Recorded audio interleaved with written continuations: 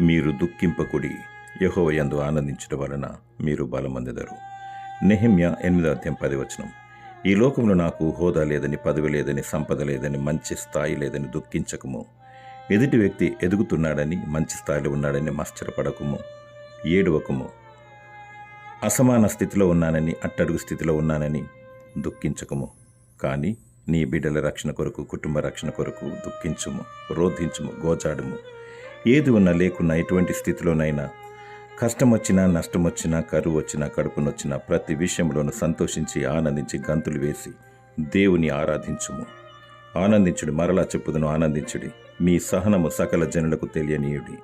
ఇహలోక వ్యసనములను, శ్రమలను, శోధనను మరిచి మన కొరకు ప్రభుని యేసుక్రీస్తు స్థలం సిద్ధపరచ వెళ్ళాడని, నిత్య రాజ్యము దయచేవాడని, ఆయన మరల రానియున్నాడని ఆనందించాలి.